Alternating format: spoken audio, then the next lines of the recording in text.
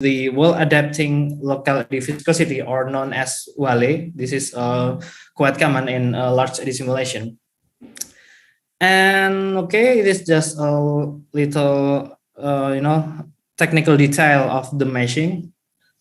And in the previous study, the previous researcher used the ISAM Hexa, which is the commercial software to make a structured mesh. And in the study, I actually used the Snappy Hex mesh. This is the mesh inside the package of OpenFOAM computational fluid dynamics. And it is very,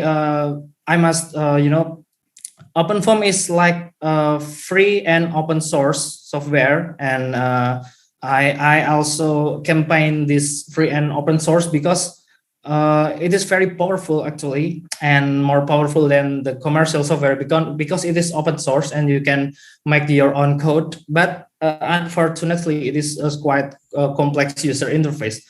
But I think it is quite ideal for the researcher to use this OpenFOAM. So I use this OpenFOAM to introduce the Indonesian researcher to use this software as well.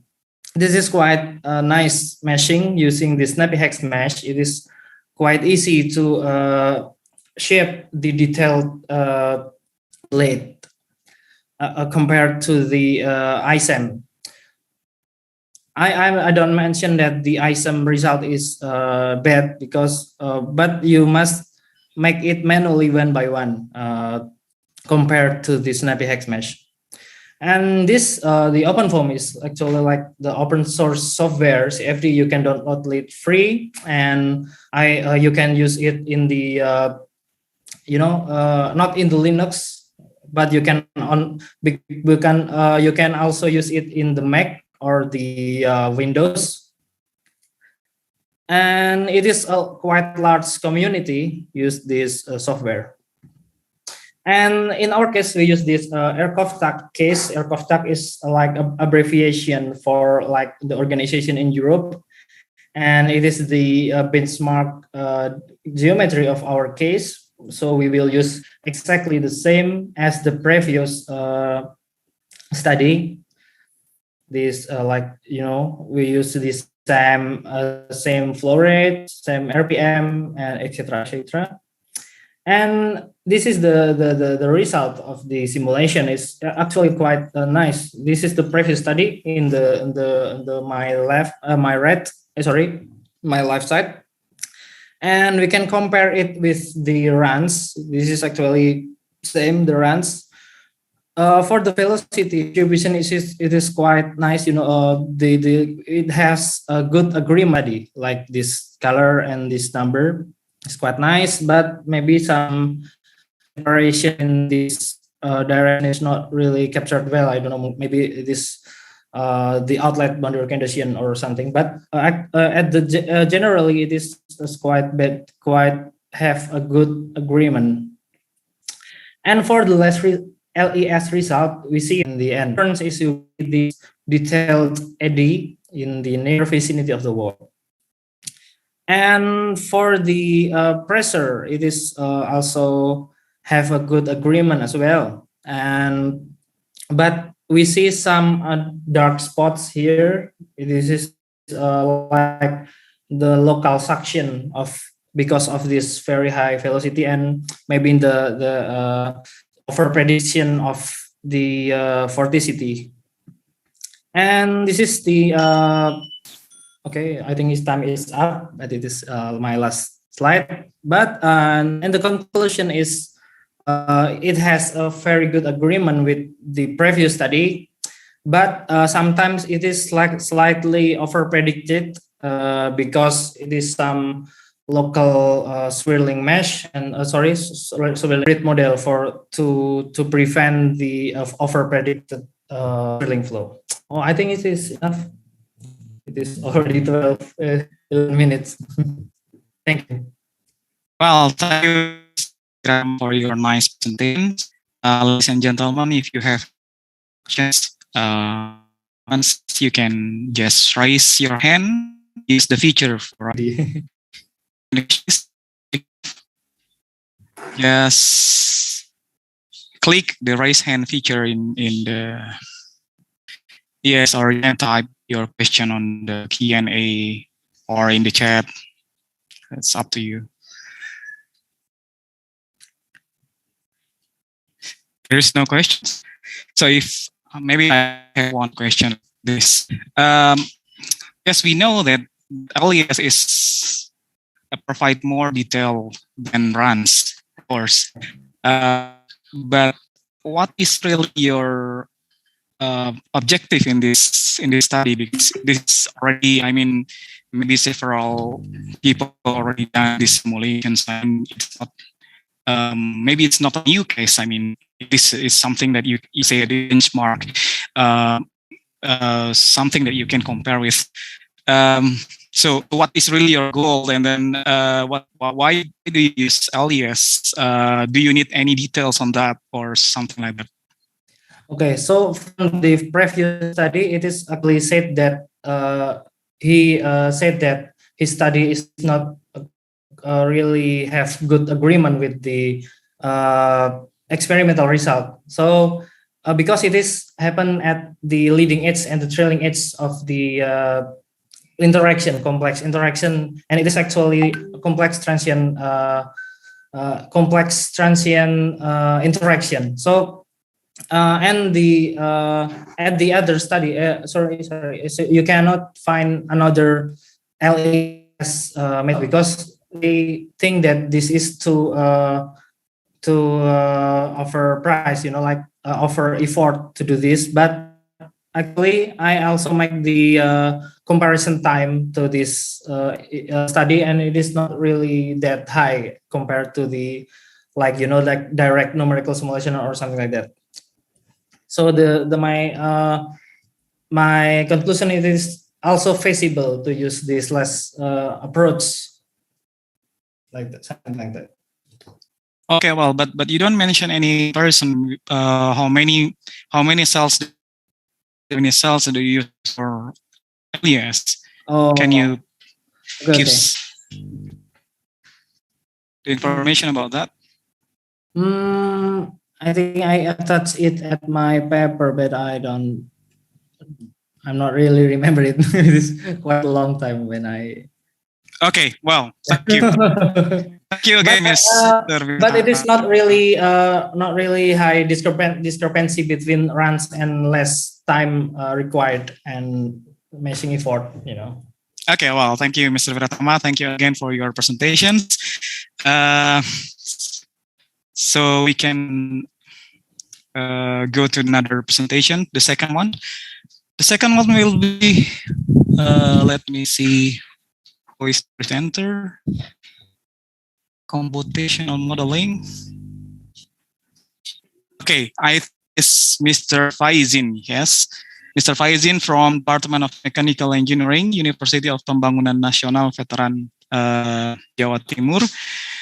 And the title for the presentation will be Computational Modeling of Non-Newtonian Blood Flow through Carotid Artery Bifurcation. Mr. Faizin, time is yours. You have in total 12 minutes. Let's start. I'd like to present our research about computational modeling of non-Newtonian blood flow through carotid artery bifurcation. So, in this study, for introduction, here hemodynamic parameters and geometric variable play an important role plaque formation in carotid artery.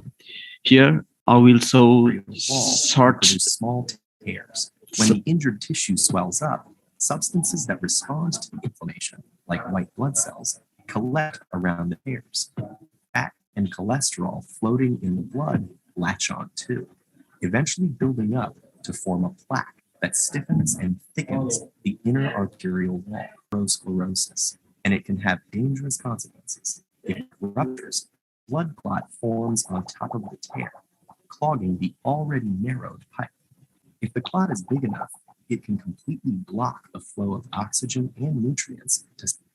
Yes, that is how plaque our artery. So the first of all, there's some external strain in our internal arterial, and then there are some, tears, and then, yeah, white blood is respond to the inflammation, and then of course they are flat in, how to call it, cholesterol latch on in this inflammable our arterial.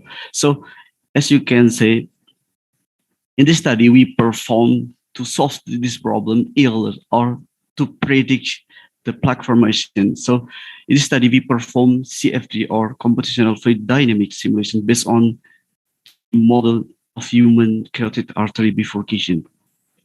So we focus in numerical quantitative analysis, which is flow characteristics and of course wall shear stress. And then for the methods, of course, first we talking about arterial geometry. As I said before, we use human carotid bifurcation. Why? Because this site is typically plaque formation, and then of course there are recirculate walls. Of course, we're talking about flow, we should consider Navier-Stokes equation, and then in this study we assume incompressible viscous fluid, and then the right part is about Creo model. What is Creo model? Creo model is actually non-Newtonian model. Why we use non-Newtonian model? Because the shear tightening nature of blood flow that's cause we model in blood flow is as a non-Newtonian viscosity model. So our stressing part is viscosity. And then here the Navier-Stokes equation. First part is, of course, we is mass conservation, and the second part is Navier-Stokes equation. And then the most important parameter is tau. What is tau? Tau is correspond to mu or viscosity. And then, of course, in this study, viscosity of blood. And then here the model, here the equation. This equation is Creo model equation about blood viscosity. And then here the parameters for the equation for human blood, because we model in human blood. The most important part is mu zero or mu infinity. What is mu zero or mu infinity? Mu zero is stand for,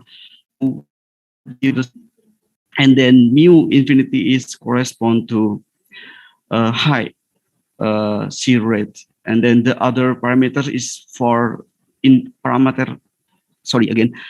then the remains parameter is empirically determined. And then here boundary condition, because the nature of our blood flow is cyclic and pulsatile. So in this study, we utilize pulsating blood flow profile in inlet condition. Of course, in our blood flow, there are two combination phases we call systolic and diastolic. So systolic is when our blood flow is up, and then when down, we call diastolic. For the next part is about the outlet boundary condition. So we set up static gauge pressure at the outlet boundary condition, which is we take mean arterial pressure, which is 100 millimeter mercury. It's about results. First of all, we talking about blood flow behavior. So the axial velocity profile. So in the inlet, in the beginning, velocity profile is nearly parabolic shape, and then in the next part is blood flow seems to be fully developed, and then after that, after the flow through the bifurcation, the flow is starting to disturb, and then here ACA, internal carotid artery, is correspond to delivery blood into our brain. So in this part, velocity accelerate towards the inner wall, and then here is starting to disturb, and then with very disturbing actually, and the difference is within external, internal. In the external chaotic artery, there's disturbance. It's totally laminar. And then here the second result is talking about the axial Felicity contour and streamlines. For the short, actually, the axial Felicity contour at the plane we call plane P7 for the part or for the region in the bifurcation, near bifurcation, before bifurcation. And then PH is correspond to the location right after the bifurcation. Has a negative axial velocity, which means the blood flow is recirculating around this area. And then we can see more clearly through the streamline. You can see here the circulation region clearly seen through the streamline. Sorry. The next slide is talking about the more detail about our concern or our focus study is plan P7 and plan P8. And then you can see here in ICA internal carotid artery shown very marked M shape, which means there are very strong secondary flow in this internal carotid artery. And then we shown that the lowest axial velocity of blood flow detected in area of plane P7, that is minus 0.22 millimeter per second. Here, our second part results is talking about wall stress characteristic, which is a controlling factor of mechanism of plaque formation. You can see here the cycle near the bifurcation and heterogeneous have the lowest WSS, mainly due to the recirculation flow with low velocity gradient. You can see here. Their value is front view and this back view. So actually, it's one part of carotid artery. I just put front view and then the back view to more clearly see the WSS contour. And then, of course, we have conclusion that actually it's based on the hypothesis that low wall shear stress corresponded to the plaque formation. So in this area, is may occur the plaque formation. And then here, more detail, just to justify that our focus area is clearly the lowest wall shear stress. And then our final remarks is first, we have conclusion that the possibility of plaque formation in nerve bifurcation and the carotid region, indicating by low wall shear stress value. And then the second part is the blood flow disturbance tends to appear in the irregular geometry and carotid artery. And then it's talking about the future work. And then because we are assumed as a rigid wall for the future work, we should assume the model artery as elastic wall. And then the last part is, of course, we should try to utilizing the Windcastle model at outlet publication rather than just static or static pressure. That's all. Sorry, that's all.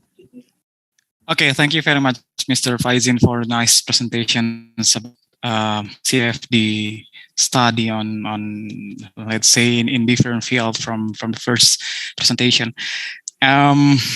Yes, please, ladies and gentlemen, if you have any questions or you want to give a comment, just raise your hand or just write in the Q&A feature, or you can type in the chat.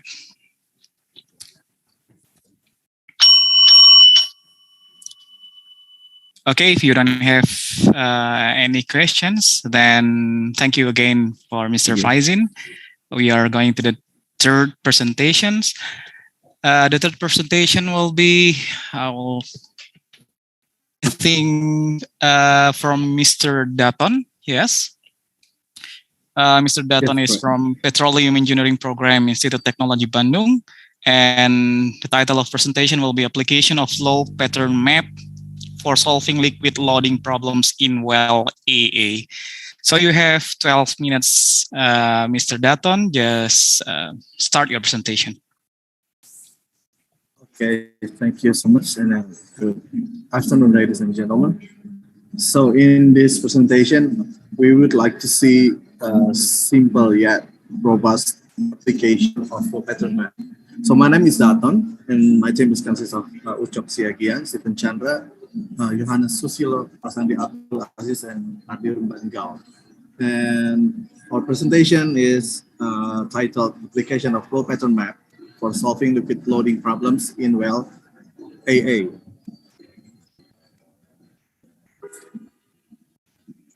So here we're going to have an introduction, of course, and then some objectives of the study, and then case study. In this case is Well AA, and then we'll eventually we're going to have results and some discussion and also recommendation.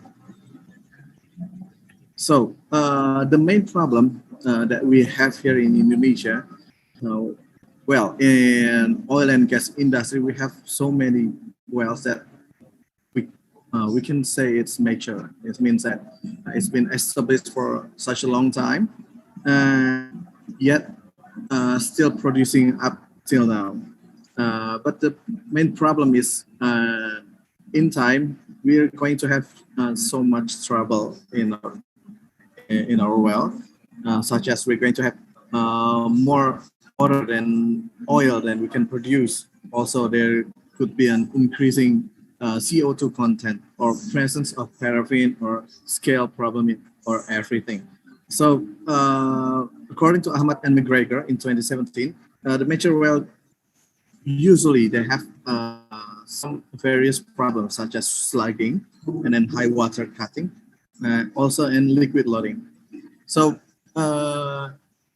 in this study, we're going to see how a flow pattern map can be used as a simple yet robust parameter that we can see that we can eventually come to a recommendation how to manage the well.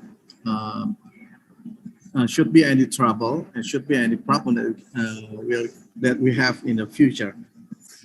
So this is the general flow pattern map. So we have two axes here.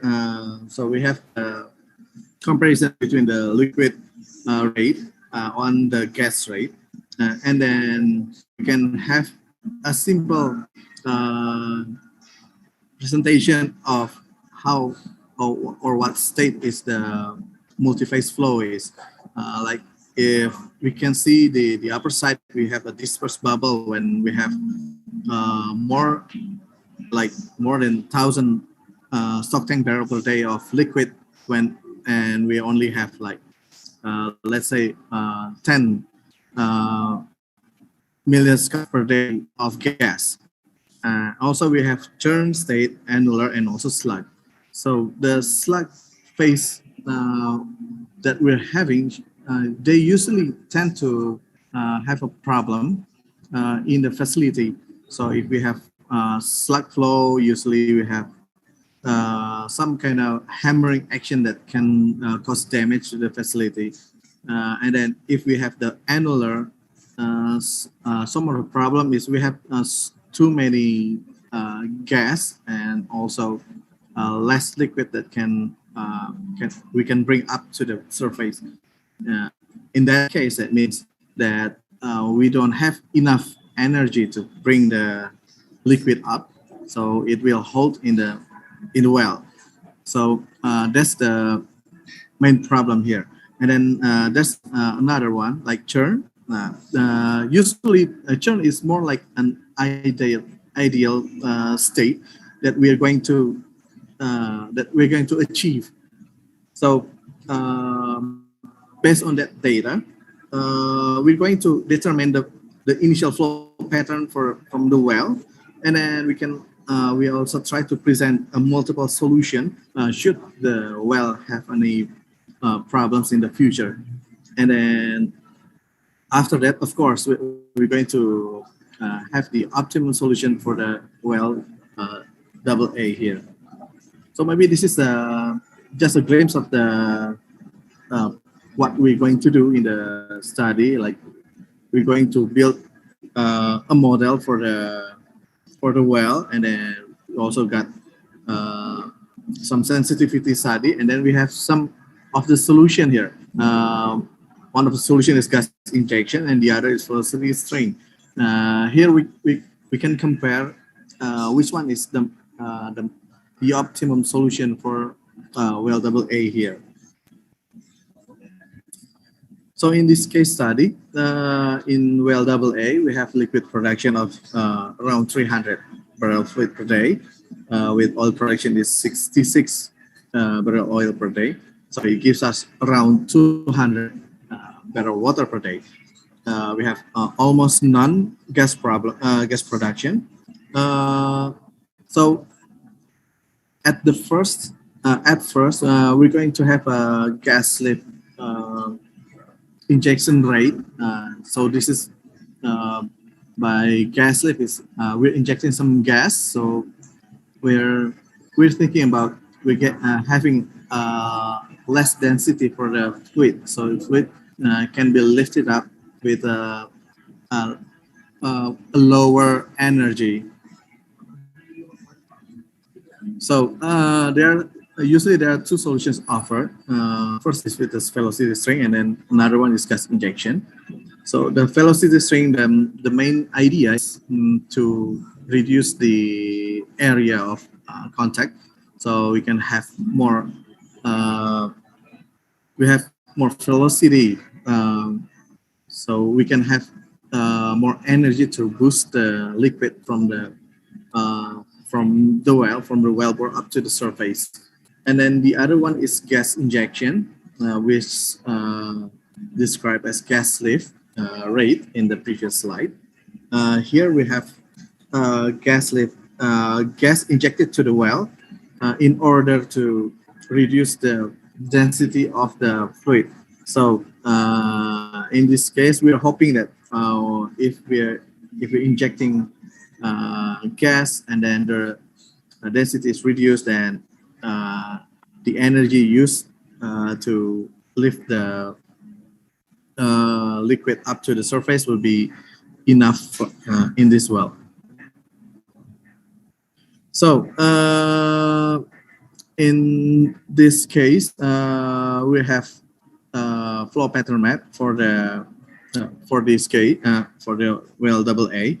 The initial state is around the sluggish flow. This is something that we're going to remedy. So the sluggish flow is we're hoping to have a churn flow in this well. So what we're going to do is we have a flow pattern map for the Felicity string in 1¼ inch, and then we're going to see how the well behave through time. So we have a yearly decreasing rate of oil in like 10% per year, and then we're going to see where the flow state is in this well. So with the Felicity string of 1¼ inch diameter, we have churn flow with a little bit of annular flow here, and also we also have the sensitivity for the 2-inch Felicity string. In this case, we have all in the churn state. So for the conclusion is, well, the initial flow set for well AA is sluggish slug flow. which is something that we don't want to encounter in our system. So we offer a solution from well AA. First one is gas injection. So we set 12 million scuff per day gas injection rate in order to have the pattern in annular flow. And then we also have the velocity string. The velocity string is divided by, we try sensitivity for 3 sizes. First is 1/4, and then 1.5, and the last one is 2 inside. So these 3 velocity string result our churn flow pattern. But the optimal solution would be in the 1.25 string diameter of string. So although adding velocity string needs some additional capital, such as workovers and others, it is considerably easier to do than if we do the gas injection. So the gas injection, there are a lot of restriction that we have, such as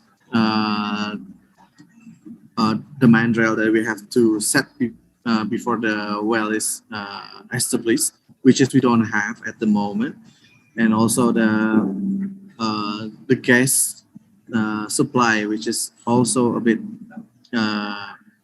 high for the for like 12 million scuff per day. It's not very feasible for this well AA.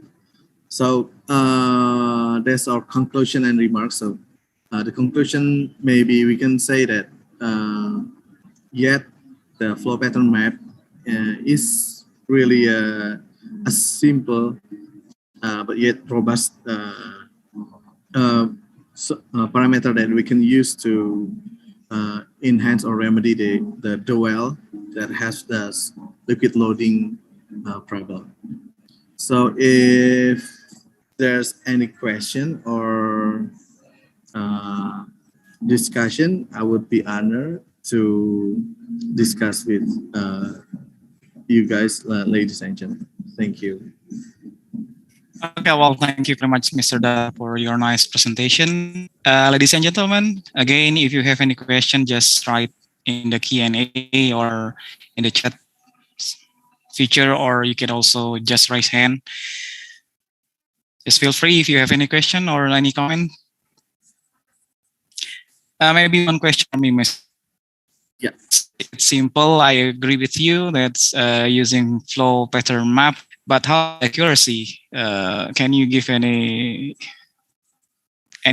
about the accuracy of? Okay, so actually we have we tried somewhere around 400 to 400 set of data. So this is one of the data in LAA, and from the 400 data, we have the margin of error around 5% of error. So yes, in the application is we can say it's robust because it's the error is not that big, but we need some more data actually for another set of let's say environment, some different system than the one that we have here in the liquid loading. Okay, thank you, Mr. Datton, for your presentation again. Okay, we are going to do 4 presentations. I think the presenter will be Harahap from Department of Engineering Physics, Faculty of Information and Technology, Universitas Multimedia Nusantara, Tangerang. Okay, Mr. Harahap will have presentations with the title Fourth Order Compact Finite Difference Method for Solving Incompressible Flows. So the time is yours, Mr. Harahap. Just start your presentation.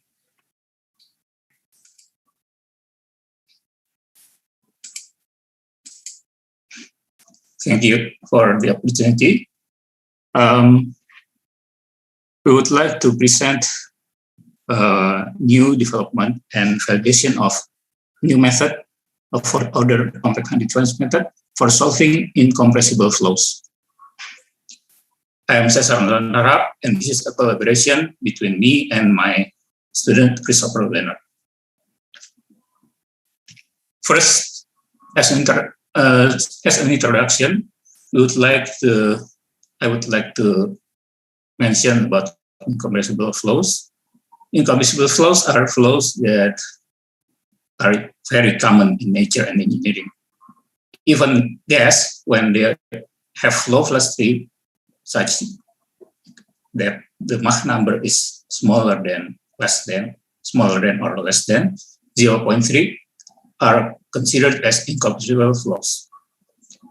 As examples, recent examples, we can mention the spreading of pollutants in river and flow of air inside an aircraft as incompressible flows.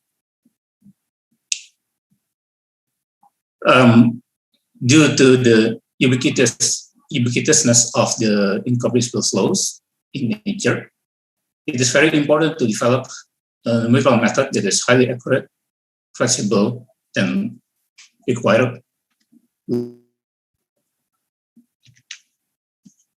As an alternative, we have so-called compact fine difference schemes. These schemes have a higher order accuracy with compact stencils. Broadly speaking, there are two categories in this compact fine difference schemes. The first category can be considered as generalized PADE scheme, suitable for solving hyperbolic or parabolic differential equations. The second one, basically, the schemes manipulate the governing equations to obtain higher order accuracy. The second category is suitable for solving steady-state incompressible flow. In the present work, we try to improve and combine both categories to develop a fourth-order method for solving transient incompressible flows.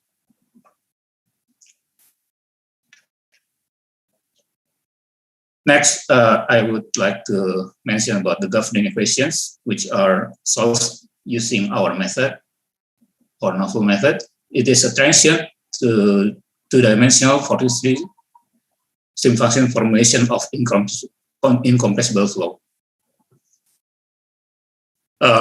We write here the non-dimensional governing equations. There are three,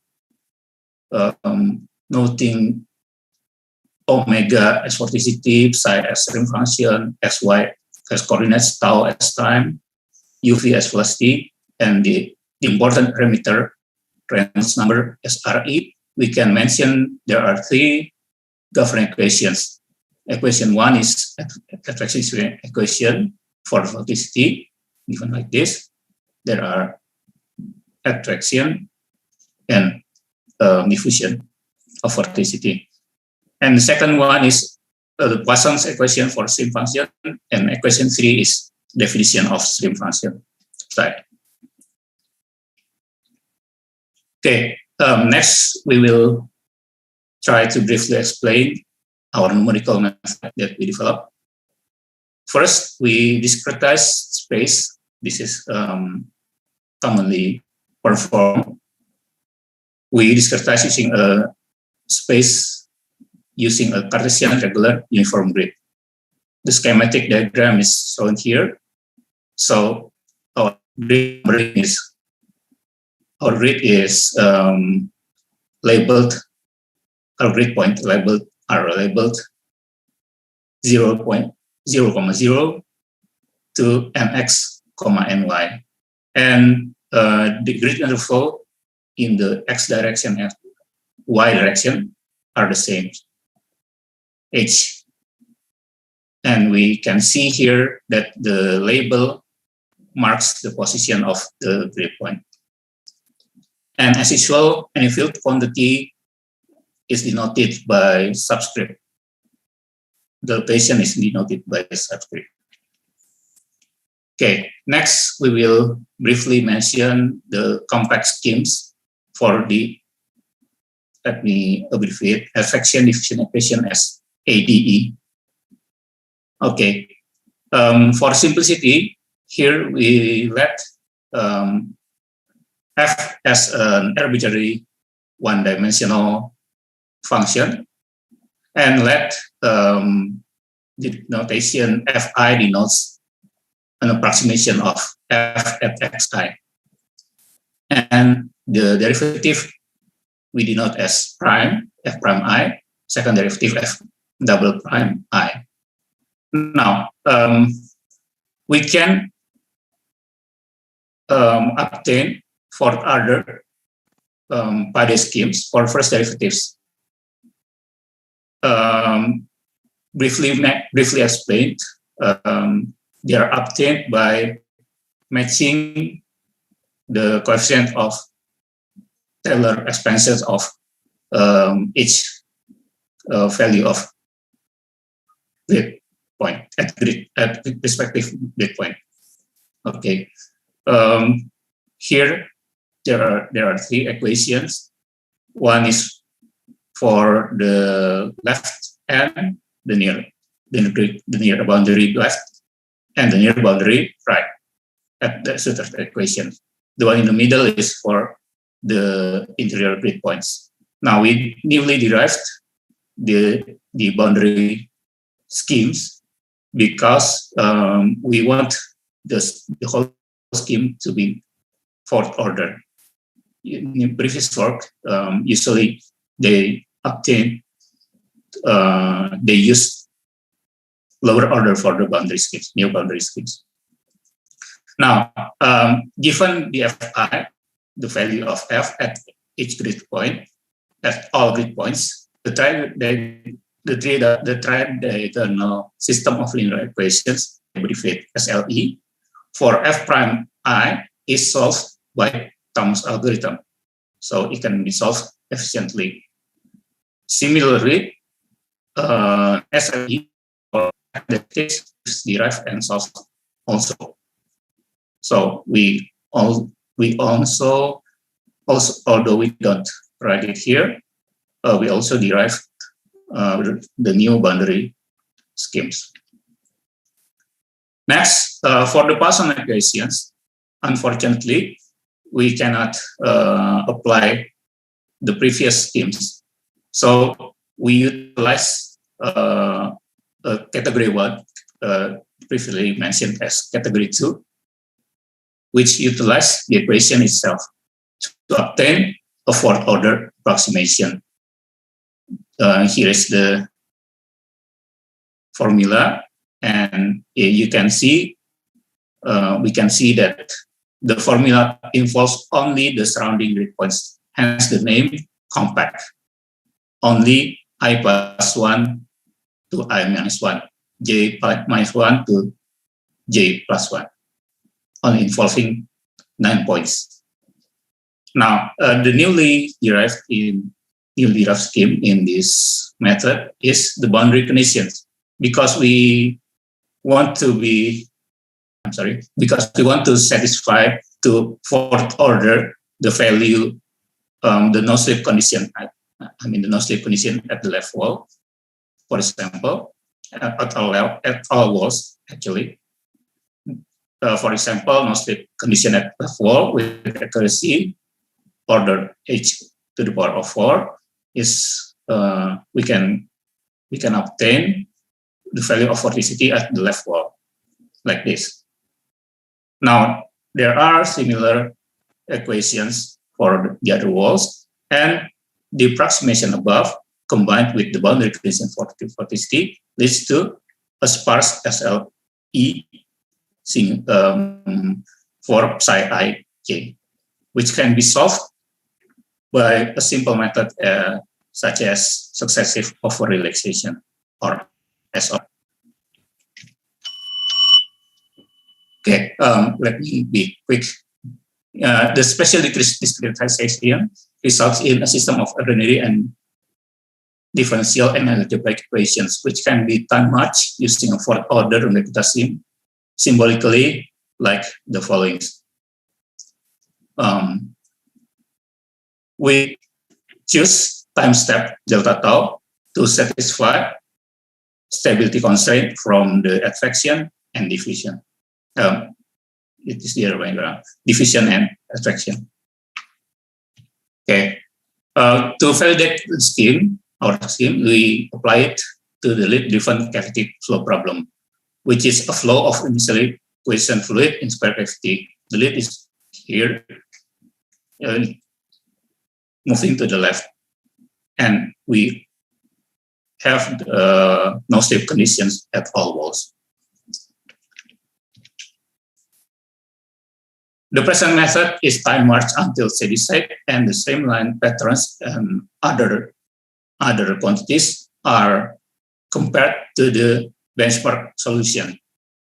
Here we list 3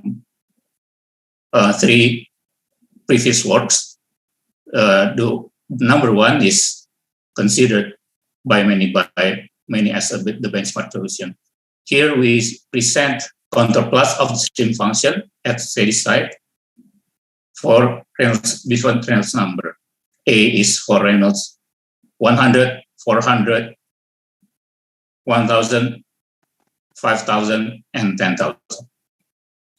We can see that there are more structures, more eddies with increasing Reynolds numbers.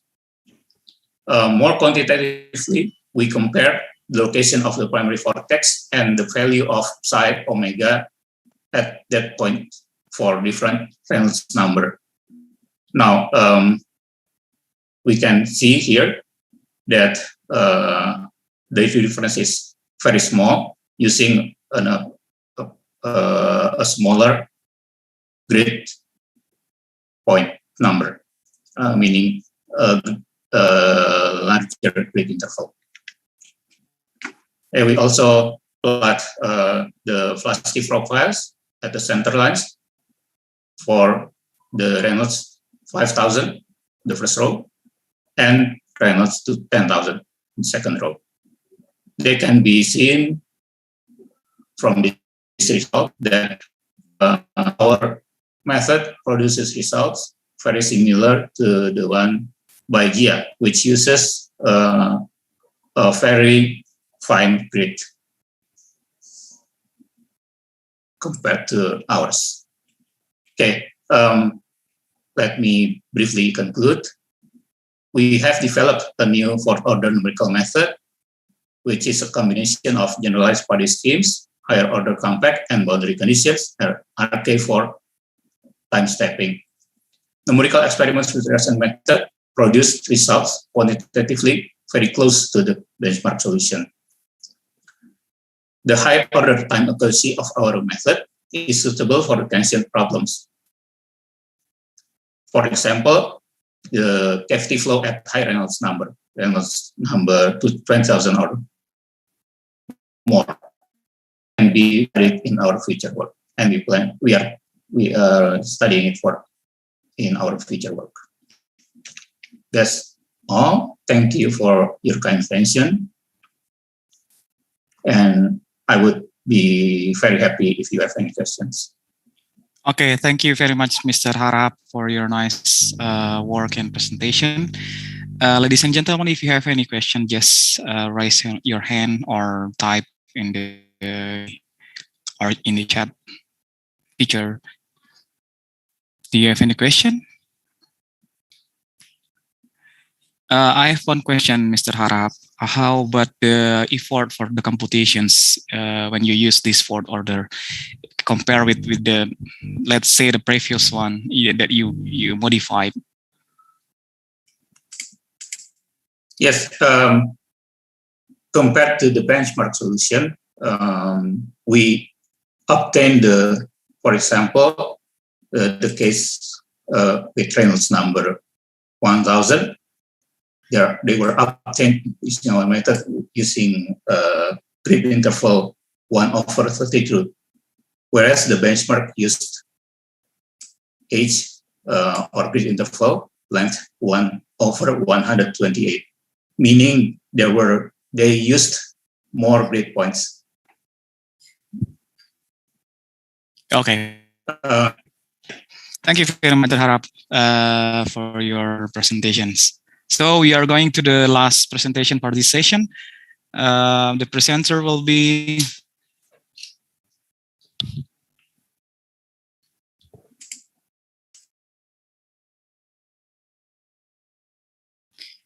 I think Miss Wulandari. So Miss Wulandari from Department of Mechanical Engineering, Faculty Engineering, Universitas Negeri Malang. And the title for presentation will be Computational Fluid Dynamics of the Free Water Flow through the Water Turbine Adapted Goose Foot. So time is yours. Just start your presentation.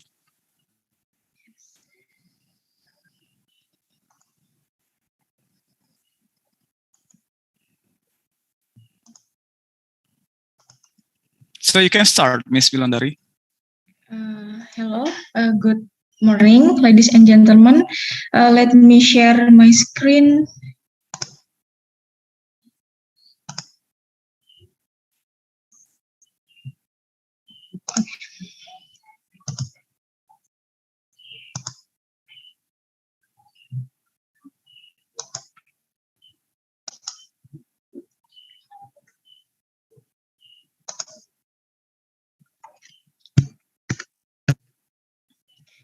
Good morning, ladies and gentlemen. Let me introduce myself. My name is Mikhail, a student of and presenter of Mrs. Retno Wulandari. Let me introduce our title of research. There is computational fluid dynamics of the free water flow through the water turbine adapted goose foot. In this presentation, I will explain four contents. The first is introduction, the second is methodology and research method, and the third is result and discussion, and the last is conclusion.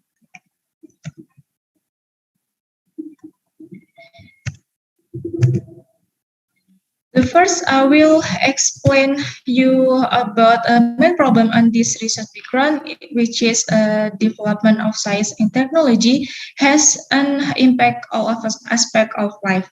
One which is in the energy sector. Energy is one primary commodity needed by people in the world. The increase in energy demand is aligned with population growth and rapid economic growth. Energy needs increase significantly in almost all countries every year, but the energy produced still very expensive and limited to obtain. As a result, the world is experiencing an energy crisis that requires scientific to find new energy sources that are cheaper and usually available in abundance. One of the important energy needs is electrical energy. Electrical energy is a primary need for every country because almost all activities require electricity. The majority of energy sources to generate electricity still use fuels such as oil, natural gas, and coal, which are often used in Indonesia. However, the supply of energy sources is very limited in number, and if these energy sources are exploited continually, then this energy will run out in the near future. Currently, the use of renewable energy sources such as water, geothermal, solar heat, and nuclear is still being developed for alternative sources of electricity generation. Energy demand in Indonesia is as usually, or BAU, increased by 3.9% per year, data from BPPT 2020. And then the potential of natural resources that have not been fully utilized. The fact in solution, the first is Indonesia has approximately 81,000 square kilometers of territory surrounded by water. However, economic development in Indonesia now has not maximized the potential of abundant water resources. The potential of water as a supply for electricity, example, the behavior and characteristic of fluid flow that occur such as laminar, transitional, and turbulent flow can be detected from the Reynolds number. Based on the analysis of behavior flow characteristic, the maximum energy conversion can be obtained from the water turbine. And water flow characteristic can be analyzed by computational method using computational fluid dynamics or CFD software. Some of the software used in CFD include Fluent or CFX in ANSYS, which use infinite volume method. The research aim of this research is because the research is continually research. The first theoretical studies on the design and performance of water turbine were studied and analyzed by several researchmen, among others by Wandari, which result in optimized design of the Guswood water turbine, resulting in increased moment pressure on the turbine fins with a width of 600, 700, and 800 millimeters, and the down of the fins with a weight of 900 millimeters. The optimum moment pressure on the turbine fin width of 800 millimeters. And the second is the purpose of this study was to the second is a methodology and results method. This methodology and research method has a theory and equation used in research. The first is equation.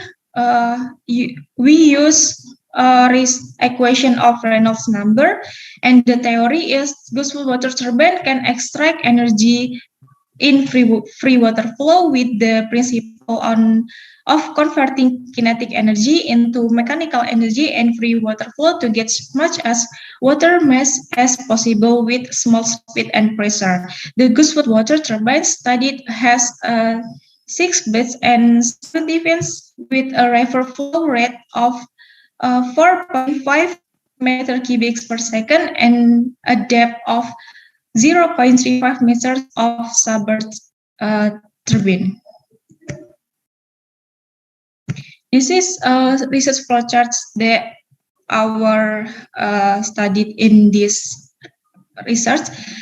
The first is we literature studies, scientific studies on natural sources potential, and then we design with CAD or computer aided design, and then continue with a simulation process. If simulation process has been successful, we can continue with calculation data use Reynolds number, and if no, we back in simulation process again.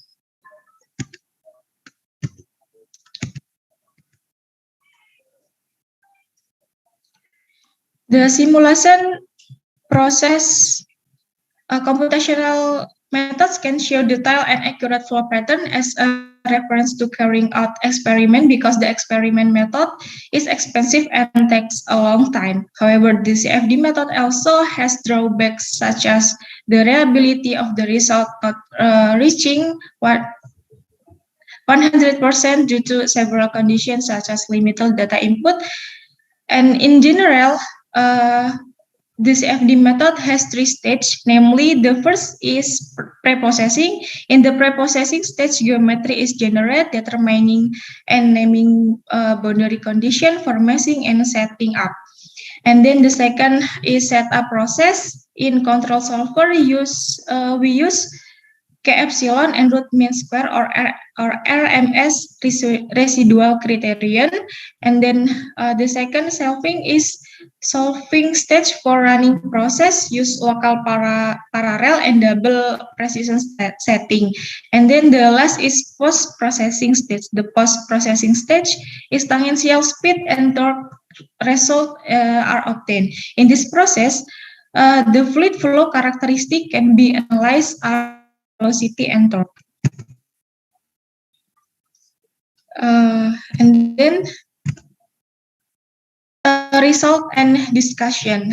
The first point is the fluid flow entering the blade and turbine blade are calm, uniform. The streamline is straight line. There are no waves or eddies.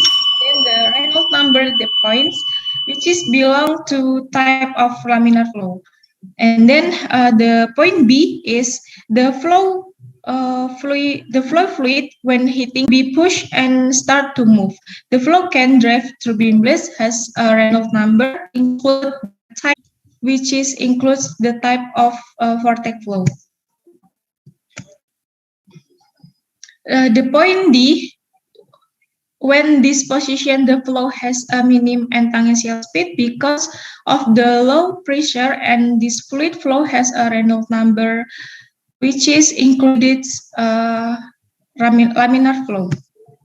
And then the E point, the fluid flow that has passed through the center fin of the turbine blade between two vortex and has Reynolds number is which is still categories in laminar flow. And then the last is the flow has a Reynolds number which is called to turbulent flow.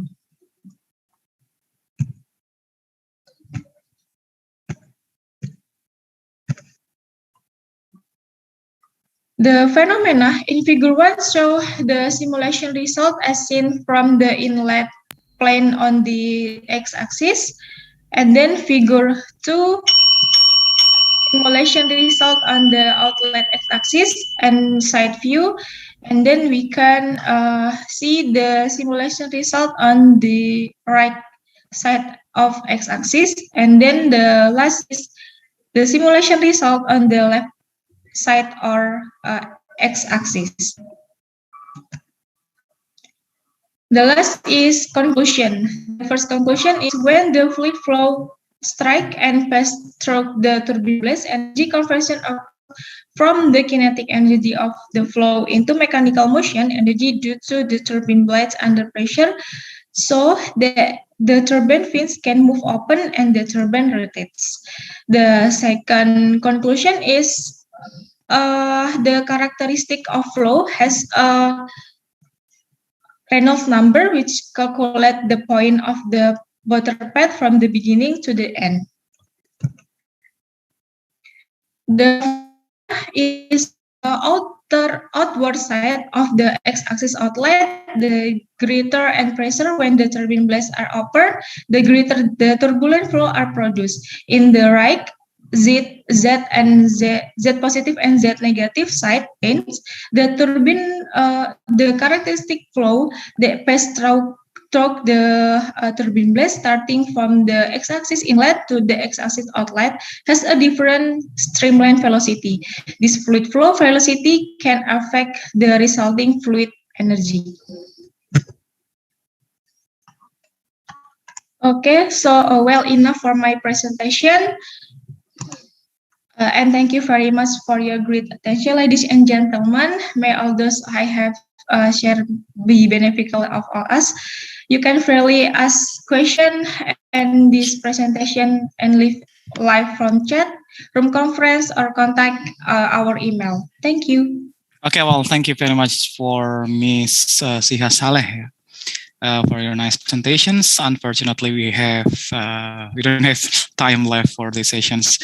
Okay, thank you again for your presentation. And this is the last presentation, and we close this first presentation sessions in the topics of fluid dynamics. Thank you very much. And I don't know, maybe times again to Ms. Fina. Thank you. Thank you very much, sir. Thank you to all of the paper presenters. With the fifth presentation done, our first paper presentation session for today has ended. And now we are going to enter a break for 1 hour. We will meet again at 1 p.m. in the West Indonesian time zone for the second session of the paper presentation. Thank you all very much once again.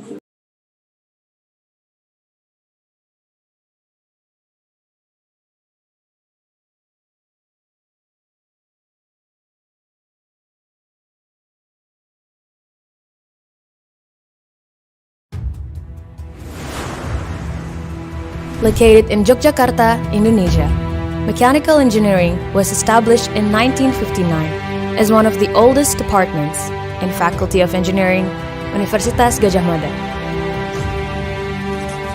To meet the high demand for industrial competencies, the Industrial Engineering Study Program was founded in 1998, so the name became the Department of Mechanical and Industrial Engineering. In Mechanical and Industrial Engineering, we are committed to constantly developing into a world-class department in academics and research. We carry out education, research, and community service to meet the requirement of the society and the engineering world.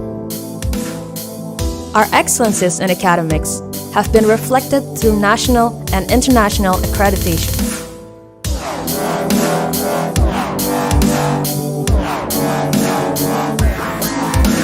We provide the best environment and support for all the department members.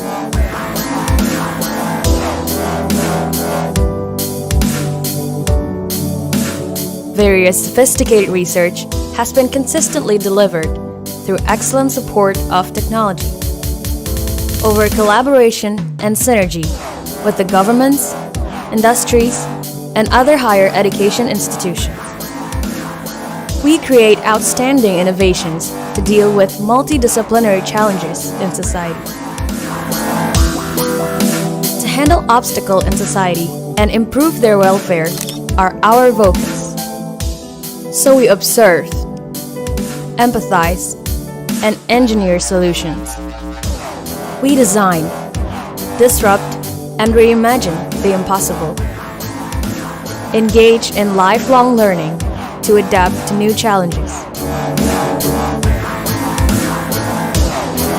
We translate problems into opportunities.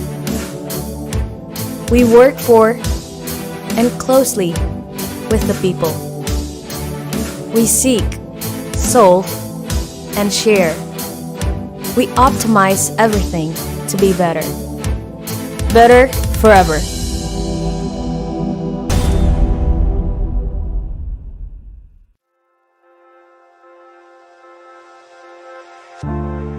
Bumi kita sedang terluka,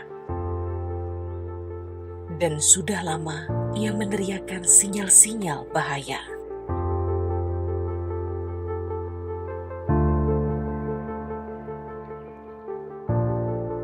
Pemanasan global adalah ancaman nyata yang terus menghantui dan perlahan mengubah dunia kita.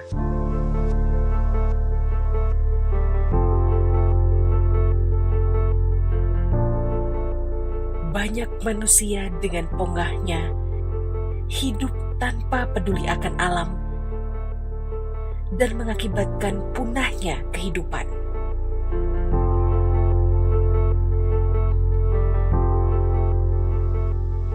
Dan bumi tidak akan layak huni lagi.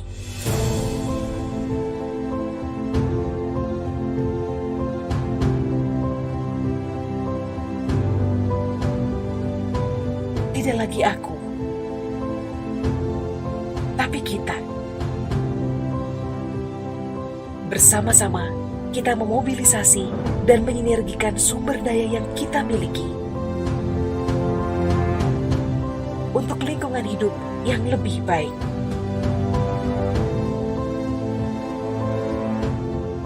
Waktu memang tidak bisa diputar kembali, namun kita masih bisa berperan untuk melestarikan alam serta memberikan habitat yang baik, tidak hanya untuk manusia, tapi juga untuk satwa di sekeliling kita.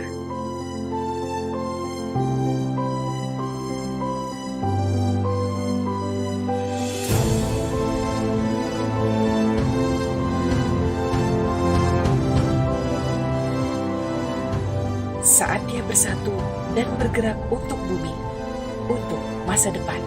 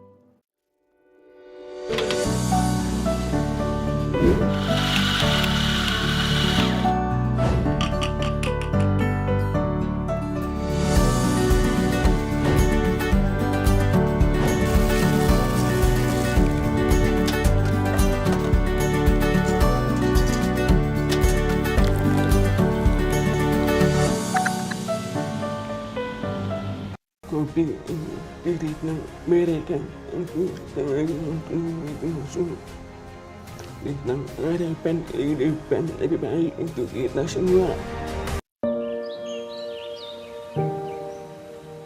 Teduh langit senyap, mentari pun redup, mendesing suara panggilan bersujud. Hei Benda, Mana? iya benar mau kopi? Titip petikan mak harus merah ya. Mohon. Dulu petani susah, gak punya lahan, gak punya modal, gak ada yang mau menanam kopi. Kopi harganya cuma Rp2.000, gak sebanding dengan jerih payah petani. Petani tidak tahu bagaimana lepas dari tengkulak, rentenir, dan sistem ijon. Itulah kenapa kopi akhirnya dibeli dengan harga murah. Ceritanya dulu Bapak, kamu harus menanam kopi. Kopi bakal gini, top opi bakal ke tepi begitu.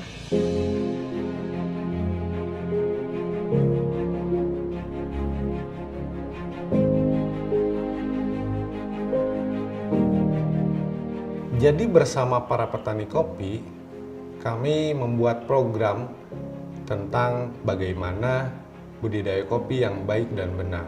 Semangat kebersamaan membuka jalan bagi petani untuk mengelola kawasan perhutanan sosial guna meningkatkan produktivitas dan taraf hidup mereka. Alhamdulillah, sekarang kami bisa memelihara kebun lebih baik, modal kami berkembang, lahan yang dikelola lebih luas, anggota dari kelompok binaan kami dari belasan menjadi 200-an lebih. Kami juga memberikan alat-alat produksi, bahkan kami membuka sekolah lapang untuk anak-anak petani kopi. Saya sekarang kepikiran, oh saya bisa begini gitu. Bisa membuat lapangan pekerjaan, bisa buat anak sekolah, dan bisa buat menabung.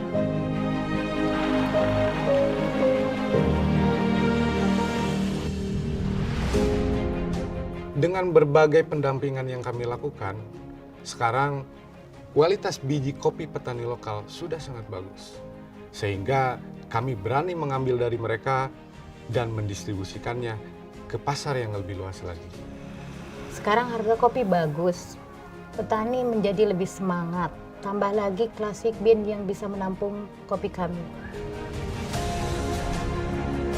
Bahkan, kita sudah melakukan ekspor ke beberapa negara, yaitu Amerika dan Eropa. Kita yaitu perusahaan rumah sudah kebun petani ada buah-buah merah, proses kopi aroma wangi luar biasa nikmat ya. Kopi termasuk perjalanannya. Manusia menyelamatkan kopi, kopi menyelamatkan hutan, hutan menyelamatkan manusia. Saya yakin masa depan petani akan lebih cerah. Alam memberikan penghidupan bagi kita. Kita harus terus menjaga kelestariannya, sehingga kesejahteraan bukan hanya dirasakan untuk manusia belaka, tetapi juga untuk tanah, air, udara, binatang, tanaman, dan seluruh makhluk yang hidup di dalamnya.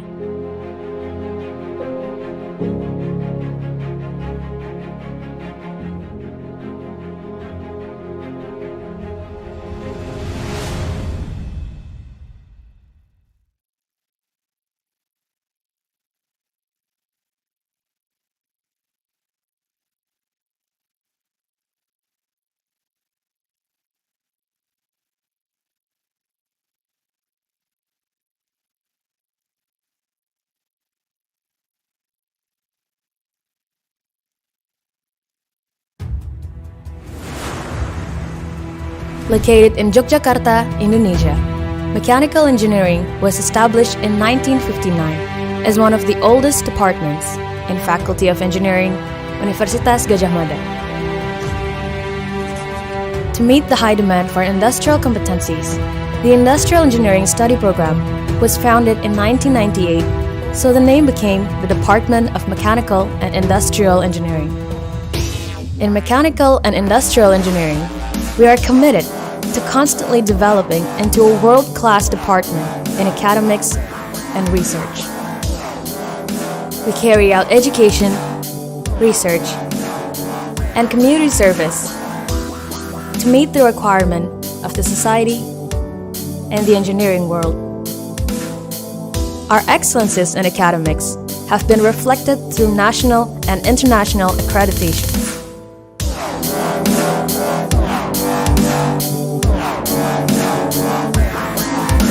We provide the best environment and support for all the department members.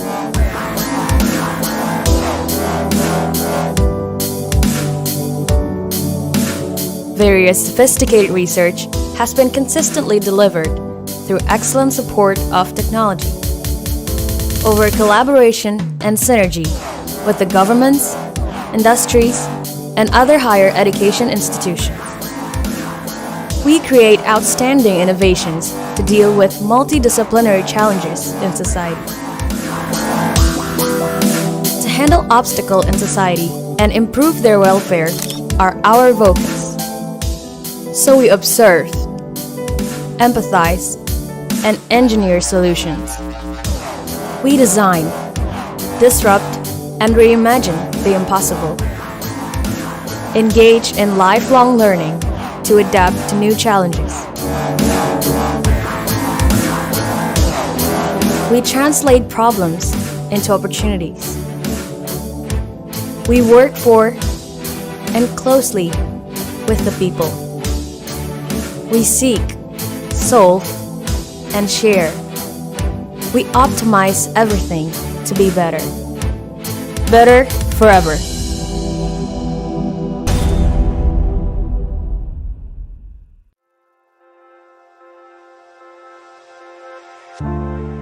Bumi kita sedang terluka, dan sudah lama ia meneriakkan sinyal-sinyal bahaya.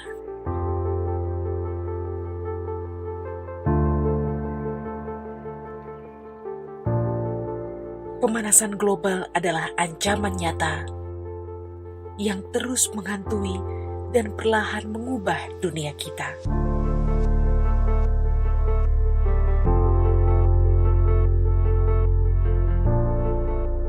Banyak manusia dengan ponggahnya hidup tanpa peduli akan alam dan mengakibatkan punahnya kehidupan.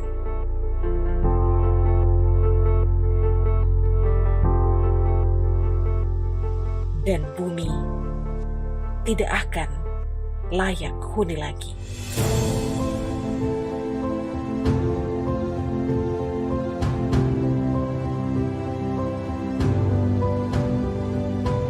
Tidak lagi aku, tapi kita. Bersama-sama kita memobilisasi dan menyinergikan sumber daya yang kita miliki untuk lingkungan hidup yang lebih baik.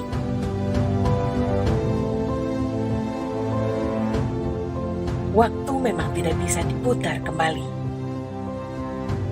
Namun kita masih bisa berperan untuk melestarikan alam serta memberikan habitat yang baik, tidak hanya untuk manusia, tapi juga untuk satwa di sekeliling kita.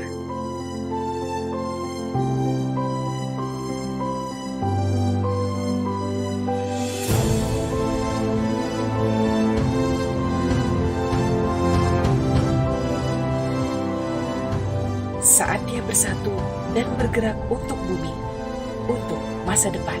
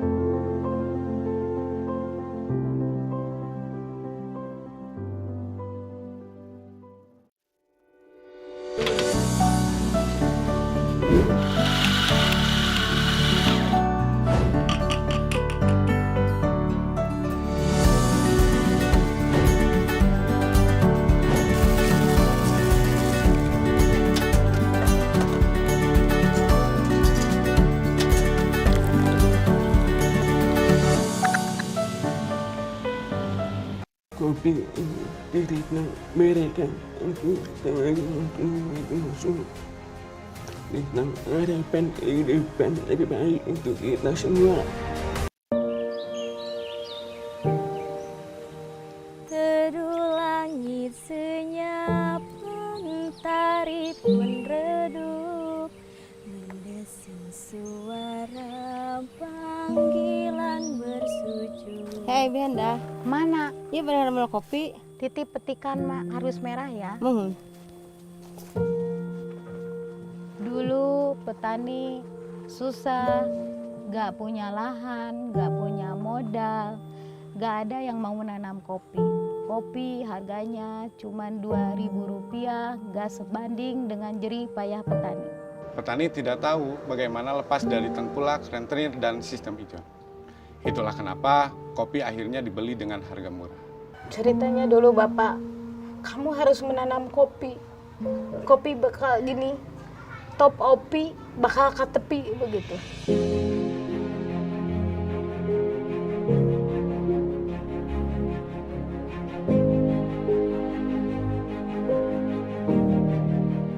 Jadi bersama para petani kopi, kami membuat program tentang bagaimana budidaya kopi yang baik dan benar. Semangat kebersamaan membuka jalan bagi petani untuk mengelola kawasan perhutanan sosial guna meningkatkan produktivitas dan taraf hidup mereka. Alhamdulillah, sekarang kami bisa memelihara kebun lebih baik, modal kami berkembang, lahan yang dikelola lebih luas, anggota dari kelompok binaan kami dari belasan menjadi 200-an lebih. Kami juga memberikan alat-alat produksi, bahkan kami membuka sekolah lapang untuk anak-anak petani kopi. Saya sekarang kepikiran, oh saya bisa begini gitu, bisa membuat lapangan pekerjaan, bisa buat anak sekolah, dan bisa buat menabung.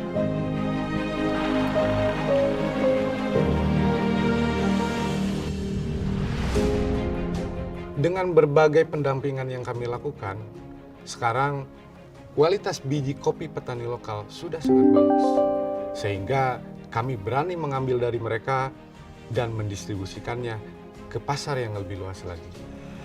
Sekarang harga kopi bagus, petani menjadi lebih semangat. Tambah lagi classic bean yang bisa menampung kopi kami. Bahkan kita sudah melakukan ekspor ke beberapa negara, yaitu Amerika dan Eropa.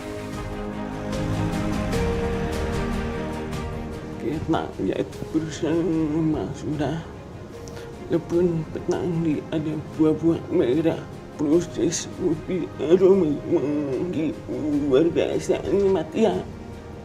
Kopi termasuk perjalanannya. Manusia menyelamatkan kopi, kopi menyelamatkan hutan, hutan menyelamatkan manusia. Saya yakin masa depan petani akan lebih cerah. Alam memberikan penghidupan bagi kita. Kita harus terus menjaga kelestariannya.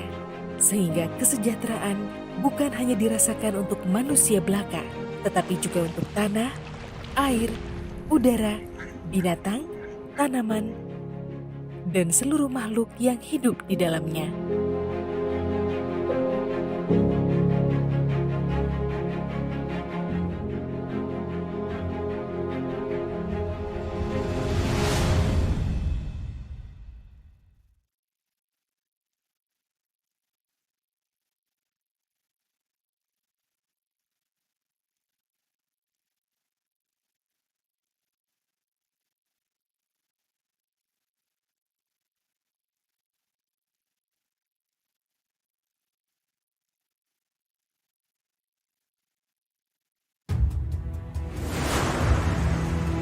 Located in Yogyakarta, Indonesia, mechanical engineering was established in 1959 as one of the oldest departments in Faculty of Engineering, Universitas Gadjah Mada. To meet the high demand for industrial competencies, the Industrial Engineering Study Program was founded in 1998, so the name became the Department of Mechanical and Industrial Engineering. In Mechanical and Industrial Engineering, we are committed to constantly developing into a world-class department in academics and research. We carry out education, research, and community service to meet the requirement of the society and the engineering world. Our excellences in academics have been reflected through national and international accreditation.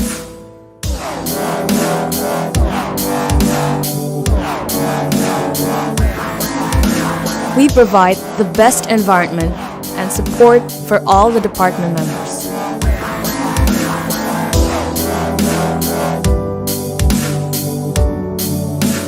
Various sophisticated research has been consistently delivered through excellent support of technology.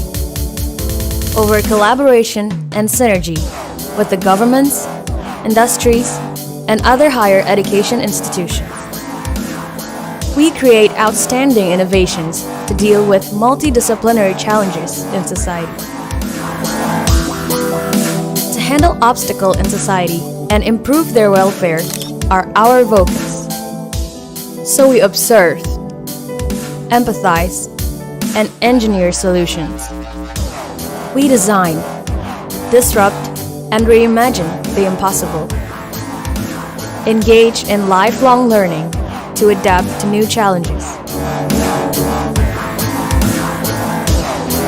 We translate problems into opportunities. We work for and closely with the people. We seek, solve, and share. We optimize everything to be better.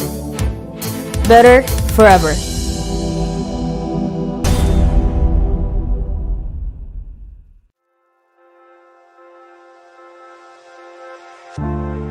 Bumi kita sedang terluka. Dan sudah lama ia meneriakkan sinyal-sinyal bahaya.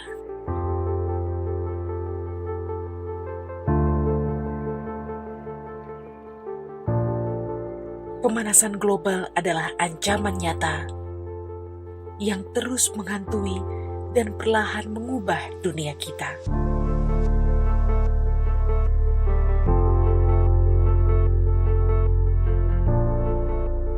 Banyak manusia dengan pongahnya hidup tanpa peduli akan alam dan mengakibatkan punahnya kehidupan.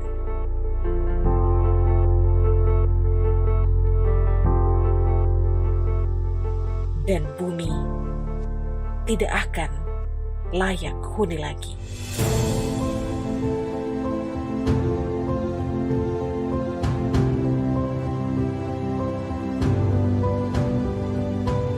Tidak lagi aku, tapi kita. Bersama-sama kita memobilisasi dan menyinergikan sumber daya yang kita miliki untuk lingkungan hidup yang lebih baik.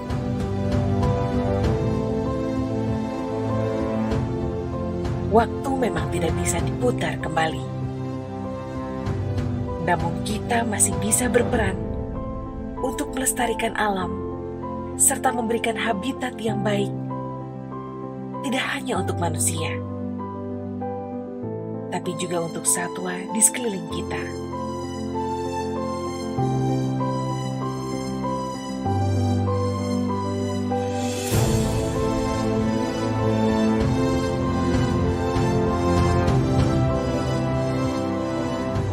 Saatnya bersatu dan bergerak untuk bumi, untuk masa depan.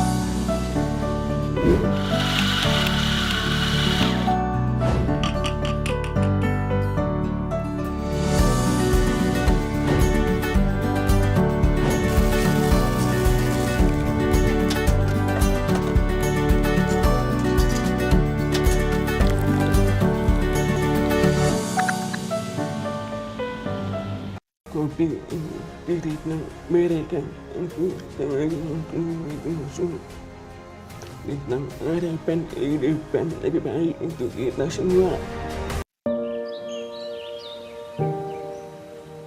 Teduh langit senyap, mentari pun redup, mendesing suara panggilan bersujud. Hei Bianda, Mana? iya benar mau kopi? Titip petikan harus merah ya. Dulu petani susah, gak punya lahan, gak punya modal, gak ada yang mau menanam kopi. Kopi harganya cuma Rp2.000, gak sebanding dengan jerih payah petani. Petani tidak tahu bagaimana lepas dari tengkulak, rentenir, dan sistem ijon. Itulah kenapa kopi akhirnya dibeli dengan harga murah. Ceritanya dulu Bapak, kamu harus menanam kopi. Kopi bakal gini, top opi bakal ke tepi begitu.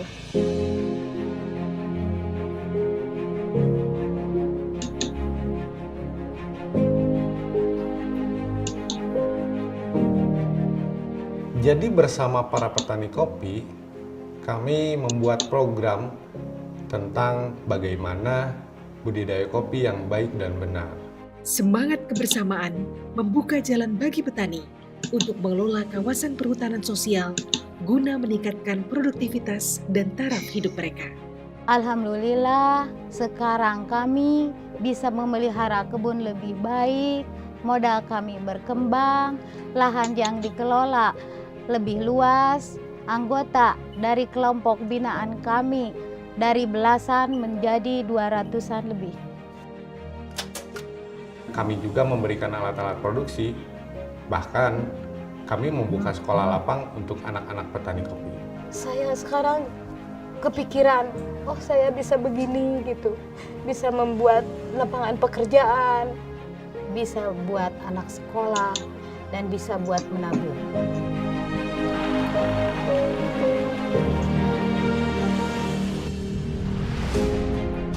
Dengan berbagai pendampingan yang kami lakukan, sekarang kualitas biji kopi petani lokal sudah sangat bagus.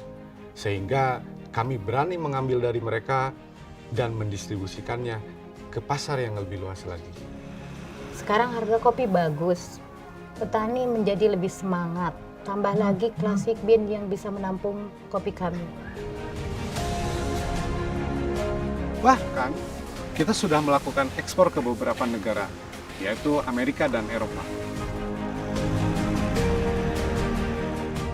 Kita yaitu bersama sudah kebun petani ada buah-buah merah, proses kopi aroma wangi luar biasa nikmat ya. Kopi termasuk perjalanannya. Manusia menyelamatkan kopi, kopi menyelamatkan hutan, hutan menyelamatkan manusia. Saya yakin masa depan petani akan lebih cerah. Alam memberikan penghidupan bagi kita. Kita harus terus menjaga kelestariannya. Sehingga kesejahteraan bukan hanya dirasakan untuk manusia belaka, tetapi juga untuk tanah, air, udara, binatang, tanaman, dan seluruh makhluk yang hidup di dalamnya.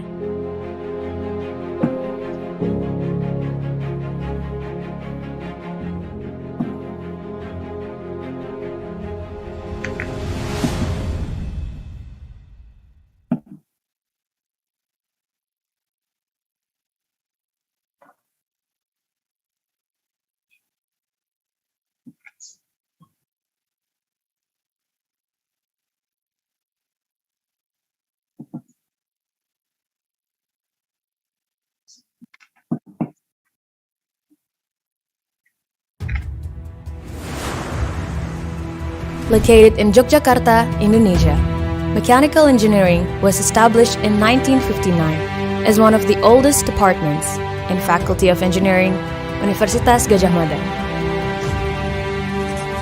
To meet the high demand for industrial competencies, the Industrial Engineering Study Program was founded in 1998, so the name became the Department of Mechanical and Industrial Engineering. In Mechanical and Industrial Engineering, we are committed to constantly developing into a world-class department in academics and research. We carry out education, research, and community service to meet the requirement of the society and the engineering world. Our excellences in academics have been reflected through national and international accreditation.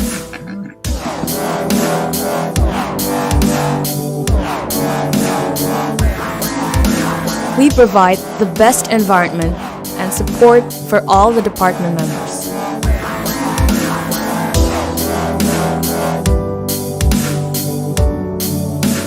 Various sophisticated research has been consistently delivered through excellent support of technology, over collaboration and synergy with the governments, industries, and other higher education institutions. We create outstanding innovations to deal with multidisciplinary challenges in society. To handle obstacles in society and improve their welfare are our focus. So we observe, empathize, and engineer solutions. We design, disrupt, and reimagine the impossible. Engage in lifelong learning to adapt to new challenges. We translate problems into opportunities. We work for and closely with the people. We seek, solve, and share. We optimize everything to be better. Better forever. Masuk ke grup ini atau saya yang dikeluarkan dipindah ke berikut dia? Enggak, biar Prof. Beckmann yang Bumi kita sedang terluka. Dan sudah lama ia meneriakkan sinyal-sinyal bahaya.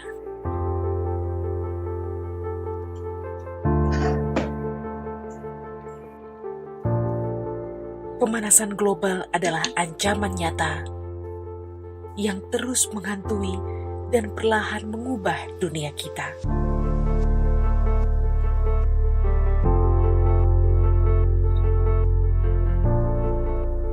Banyak manusia dengan ponggahnya hidup tanpa peduli akan alam dan mengakibatkan punahnya kehidupan.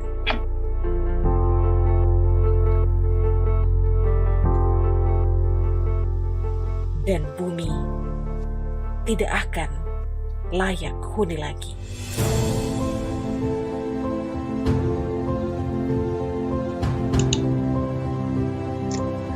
Halo, Prof. Beckmann. Tidak lagi aku.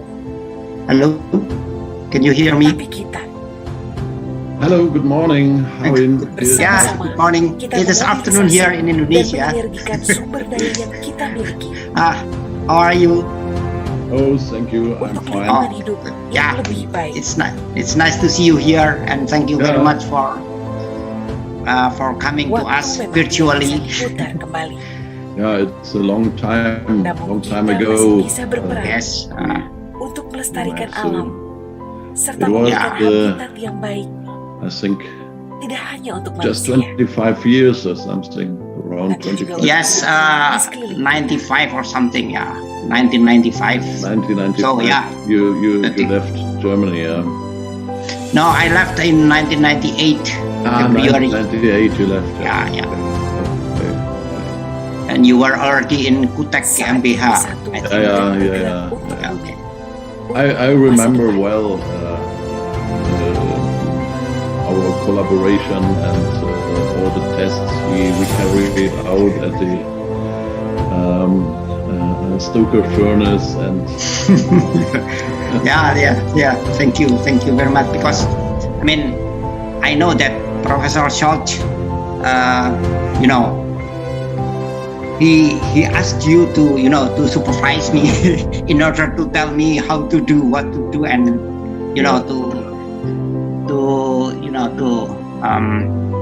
to give your experiences to me. As at the time I was a new student, and I knew nothing about combustion at that time. So thank you very much that you took care of me. No. Everything okay. It was nice period for me too, and it was a good time, this collaboration with you. So and you are now at the university in Jakarta or in? No, in Yogyakarta. It is about one hour flight from Jakarta, but still in the same island. And we're still in the same island, Jakarta. This is okay. And for which what is the name of your chair? Is it also thermodynamics or is it? It is still in Energieverfahrenstechnik. It's not far from that. I mean. Okay. So it's process engineering. Yes, yeah. I already enjoyed the thermodynamics, heat transfer, and combustion. So I'll never go far from this process engineering. Yeah, that's nice. Yeah, I was happy to hear from you and to get the contact now again. So yeah, I think maybe if in some months or maybe I don't know how long it will take this Corona problem. But I hope that we can travel again in the next few months or in the next year maybe. Yeah. I hope to. Yeah, I hope so. Yeah, and then I would like to invite you to Dresden if you have a chance to come to Germany. So you are warmly invited to visit. Yeah, sure. Yeah. Okay, sure. Alhamdulillah. And I'll do that. Yeah. Bisa memelihara I think we can then we can think about further collaboration, because I think there are a lot of issues which we can share in our in our research. Kami juga Sure. memberikan alat produksi. I think biomass combustion or waste combustion, these are still issues which are saya bisa on the begini, agenda in bisa Indonesia as well membuat as in pekerjaan, Germany. bisa buat Yes, sure. Please let me know if there is. I mean, the time is mature for that. I mean, there's already a certain program. Then I will, I will take part in the program together. Sure. Yeah, there's maybe the possibility of over the DAAD. Yes. DAAD, you know. Yes. Wiedereinladung program from DAAD. You know. Du sprichst noch Deutsch. No. Ich habe mein Sprachkenntnisse verloren because I don't have any partner who speak German, so then I prefer to speak English. No opportunity to speak German, huh? Leider nicht. Aber es geht doch noch, ja. Ja, ich kann noch verstehen, aber nicht ganz. Yeah, Professor Yesha he died. But this was still. Penghidupan bagi kita. Kita harus terus menjaga kelestariannya sehingga kesejahteraan eight years ago. dirasakan untuk manusia belaka, tetapi juga untuk tanah, air, udara, binatang, tanaman, dan seluruh makhluk yang hidup di dalamnya. 82 or 83 years old. Okay, yeah.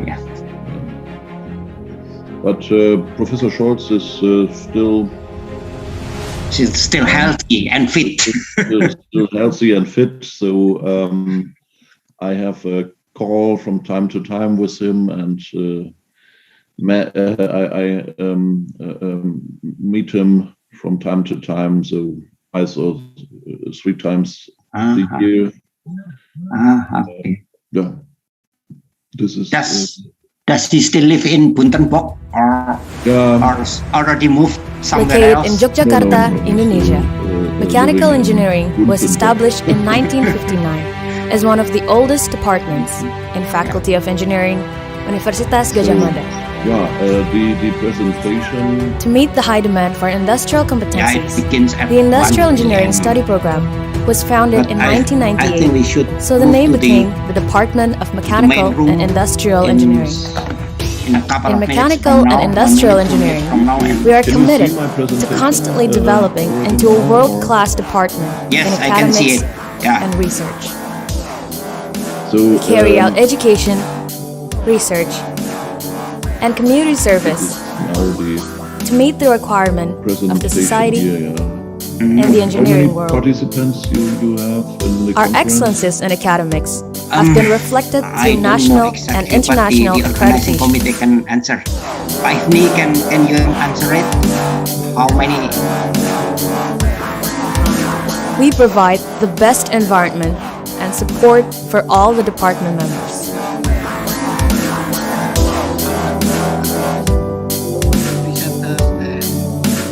Various sophisticated research has been consistently delivered through excellent support of technology. Over collaboration and synergy with the governments, industries, and other higher education institutions. Okay. We create outstanding innovations to deal with multidisciplinary challenges in I society. don't hope that this is a problem because To handle obstacles in society and improve their welfare are our focus. presentation. So, but I think this is very close to this what you have printed in your programs as criteria for solid recovered fuels. But I saw it only yesterday evening as you sent me the program.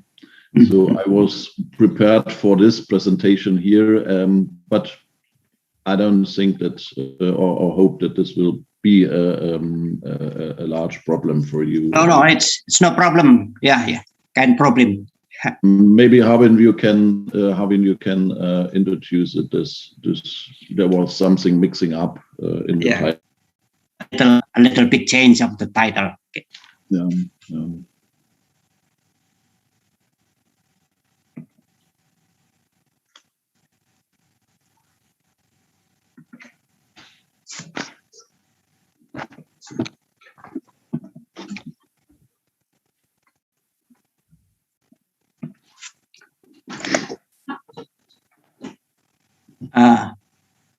Pak Ifni, should we move to the another room or not yet?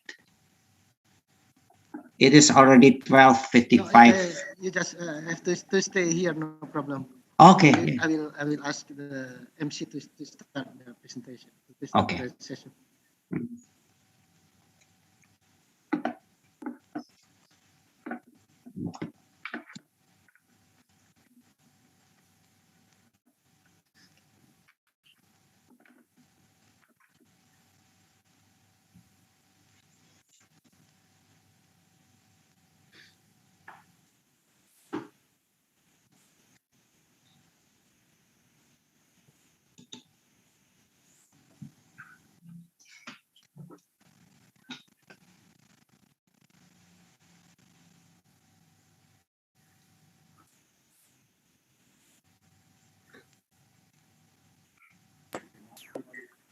Once again, welcome back to the 12th International Conference on Thermofluid 2021. As for the next, let me introduce our moderator for the second session of our keynote speaker presentation, Professor Harvin Saptoadi. The time is yours. Okay, thank you very much for the organizing committee for allowing me to moderate, to guide the afternoon session for keynote presentations, where we have now two keynote speakers. The first one will be Professor Mikhail Beckmann or Michael Beckmann from Technical University of Dresden. And secondly, we will have the Professor Dendarlianto from the Universitas Gadjah Mada. And both of them will deliver their speeches in around 30 minutes. And after the consecutive presentations, then we are going to have question and answer sessions about 15 minutes. So first of all, let me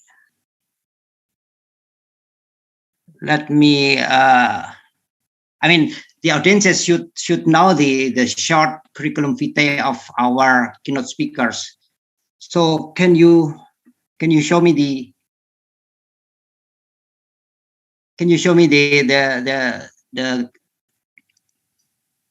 okay, curriculum vitae of them? I'm sorry.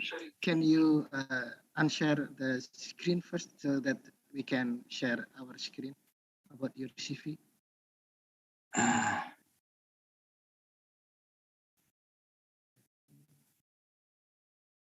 Maybe Professor Beckmann should stop the sharing. Stop the sharing. Yeah. Should I stop the presentation or? Yeah, for this time because. Okay. Yeah. Okay. Oh. Sorry. I'm sorry. Can you see the screen now? Here is the curriculum vitae, a short curriculum vitae of Professor Michael Beckmann from Technical University of Dresden. He got his doctor engineer degree in 1995 from Technical University of Clausthal in Germany. And previously, he got his diploma engineer, I think, from Technical University Berg Academy Freiberg, also in Germany. He is presently a W3 professor or chair at Institute of Process Engineering and Environmental Technology at the Technical University of Dresden. His research interests include characterization of fuels, power engineering, biomass and waste utilization, and heat and mass transfer.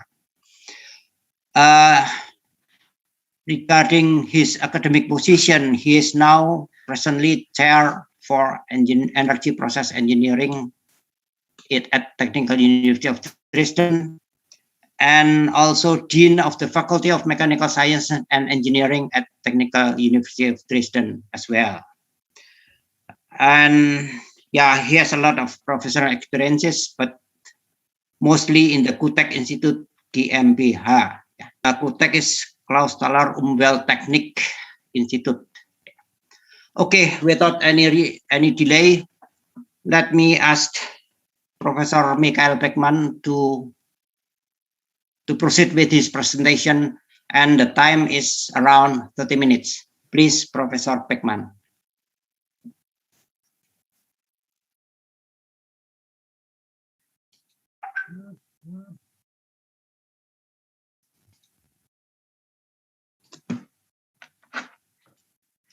Yeah, thank you very much, Harvin, for this introduction. Good morning from Germany. Good morning, ladies and gentlemen. It's a pleasure to me to come to you in this conference. And first of all, I must apologize. The titles of the presentations seems to have mixed up. So the last time I was aware of this, I was presenting a paper on optimization of combustion control in biomass plants. Presentation with a short introduction. So biomass fuels as well as solid recovered fuels or waste in general are characterized by the following properties. So we have a low calorific value, high water content, a low energy density, a high potential for corrosion, also concerning pollution and slacking. Yeah,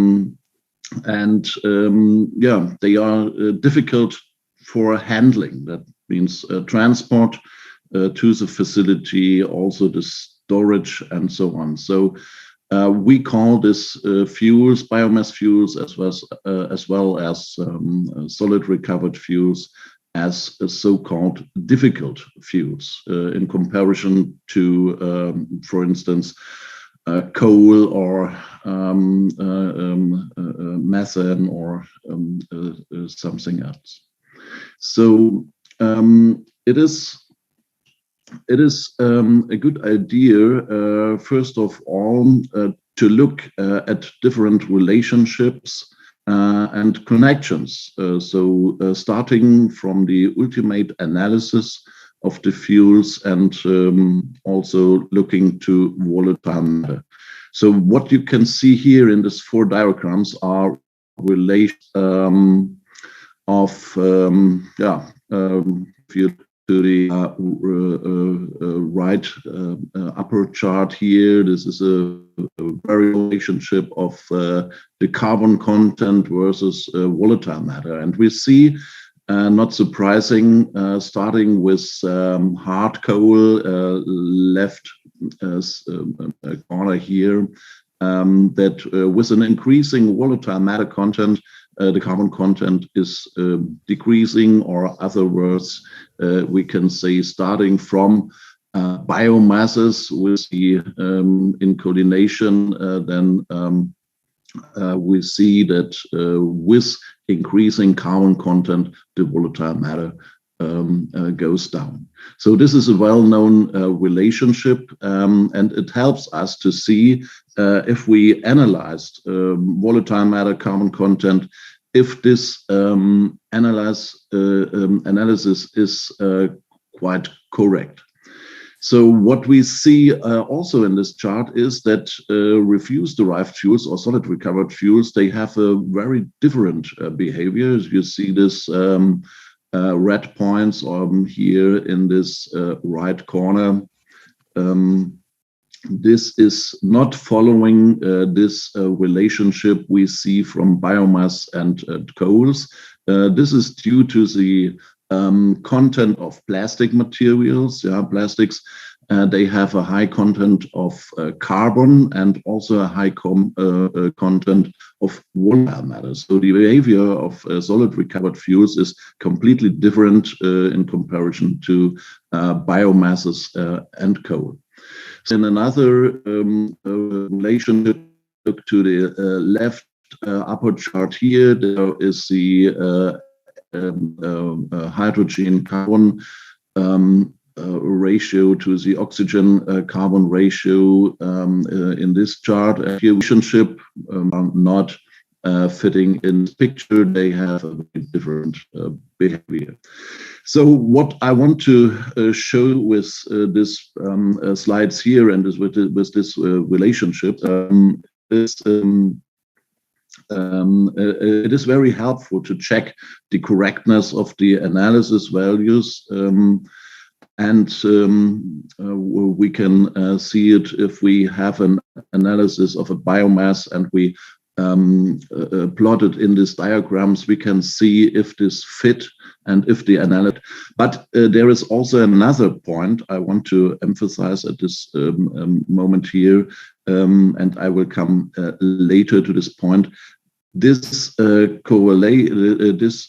relationships could be very helpful for correlations for modeling and biomasses. Yeah. This is also interesting for modeling. So in the case of coals, this is this upper part here. In the case of coals, yeah, we see very different ratios for sulfur to nitrogen depending on the deposit. But this is for nitrogen, we can see for biomasses, we can see there is a very good relationship between the sulfur and nitrogen content, and this is also very important for the model.